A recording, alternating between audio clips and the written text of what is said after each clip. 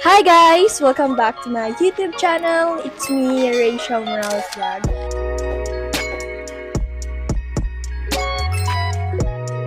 So in this video, dahil malapit na ang ating Noche Buena, yan, ang kaarawan ni Jesus Christ. Yan. Siyempre, magre-ready kami ni Ali. Ang gagawin namin ngayon is gagawa kami ng graham. Ayan. Kasi isa ito sa favorite namin. Yan, sa mga favorite namin na pagkain. Yan, ang graham. Siyempre, dati nung mga bata kami, kunti-kunti lang, tigo-kunti lang kami kasi nga, yun lang yung nakayanan. Tsaka hindi kami nakakagawa ng sarili namin kasi nga, wala kaming budget. So, ngayon, dahil meron tayong budget, gagawa tayo ng ating sariling graham. Ayan ka. Ang katulong natin ngayon ay si Ali. Siyempre, yan si Ali, mahilig yan magpara luluto, yan. Kaya magpara gagawa ng kung ano-ano, yan. Mahilig yan mag-research ng mga gusto niyang lutuin, gusto niyang gawin na pagkain. Ano, Ali, excited ka na ba? Ayan. Actually, kakatapos ko lang mag-grocery ng gagamitin mga ingredients sa paggawa ng graham. So, ayun, samahan niyo po kaming gumawa ng graham at sana ay maging perfect. Kasi gagawin namin to ngayon lang namin magagawa to.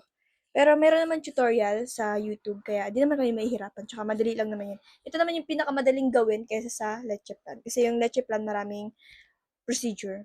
Maraming mga gagawin, ganun. Mahirap din. Kaya, excited na akong gumawa. Kaya tara na! So, ito yung mga ingredient natin. Ayan. Merong graham crackers, all-purpose cream, tsaka condensed. And syempre, meron tayong mangga. Maraming binili ko kasi hanggang bagong taon. Ayan. Si Ali. Excited ka na? Oo, sobra. Tara na. Simulan na natin to.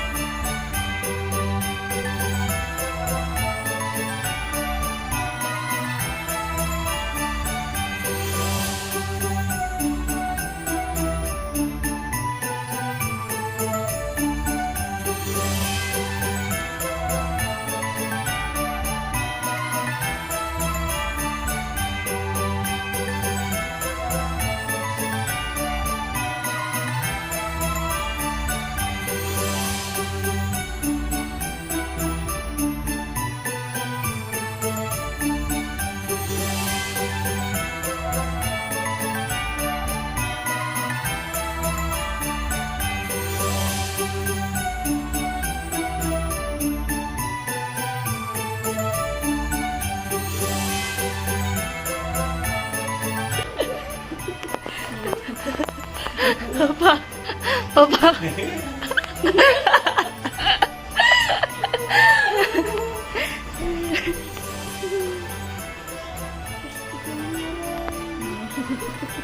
O, sige pa.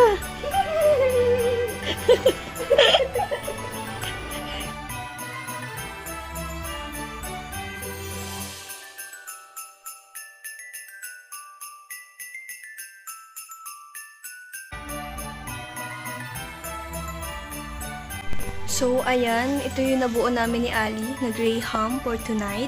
Pero kasama namin dyan si Ann sa paggawa. Okay, so, ayan po. Ito nung unahan. Maliit. Si Ali nagawa niya. Yan po ang nagawa namin. Nakagawa po kami ng 5. Ayan, nagagawa pa si Ali ng another. Maliit. So, ayan, kakatapos lang ng ating paggawa ng Graham. At ayan, kakatapos ko lang din linisan yung lamesa. Kasi nga, ayun, kakatapos lang namin. Ayan, kakatapos ko lang. And, ayan, makikita nyo, sobrang malaman yung lamesa namin. Kasi nga, wala na po talaga yung space dito.